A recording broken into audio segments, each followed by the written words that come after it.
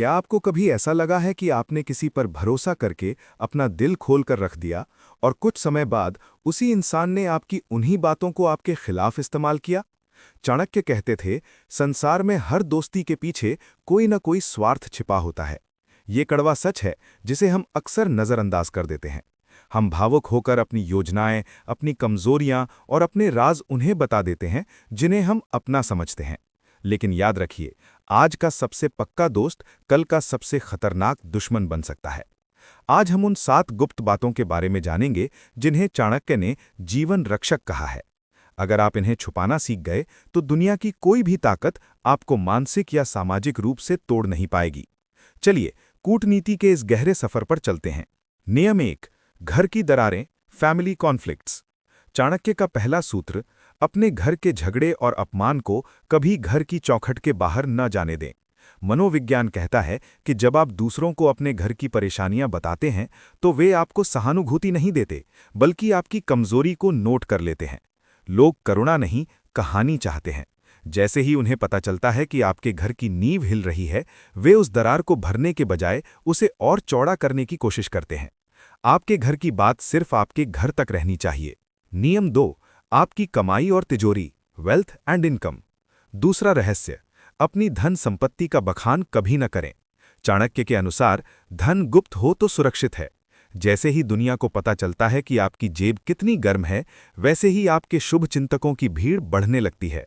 Dark psychology कहती है कि लोग आपसे प्यार तब तक करते हैं जब तक आप उनके लिए फायदेमंद होते हैं।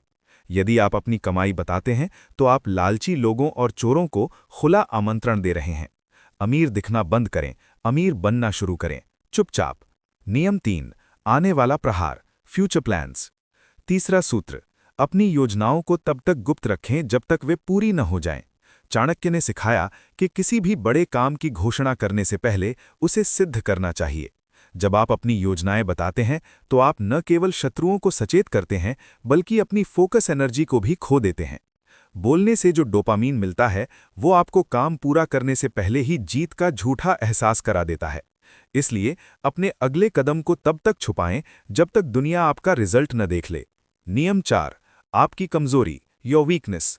चौथा और सबसे महत्वपूर्ण रहस्य, अपनी कमजोरी कभी किसी को न बताएं। जिस दिन आपने अपनी कमजोरी किसी को बताई, समझ लीजिए आपने अपनी हार के वारंट पर साइन कर दिए। लोग हमेशा वहीं वार करते हैं जहां दर्द सबसे ज्यादा होता है। चाहे वो आपका डर हो, आपकी लत हो या आपकी कोई पुरानी गलती, इसे अपने तक ही सीमित रखें। चाणक्य कहते थे, एक राजा वही है जो अपने घावों को भी मुस्कुराहट में छुपा ले। नियम 5, किया गया दान, चैरिटी एंड काइंडनेस। पांचवां सूत्र, दाएं हाथ से दिया गया दान बाएं हाथ को भी पता न चले। आजकल सोशल मीडिया का दौर है, लोग दान कम करते हैं और फोटो ज्यादा खींचते हैं। चाणक्य इसे अहंकार का प्रदर्शन कहते थे। जो पुण्य शोर मचाकर किया जाए वो पुण्य नहीं, बल्कि एक मार्केटिंग है। अगर आपने किसी की मदद की है तो उसे अपनी जुबान पर लाकर उसकी गरिमा को कम न करें। निस्वार्थ सेवा ही असली ताकत है। नियम 6, अपमान का कड़वा घूंट, ह्यूमिलिएशन। छठा रहस्य, अपने अपमान की कहानी सबको मत सुनाओ।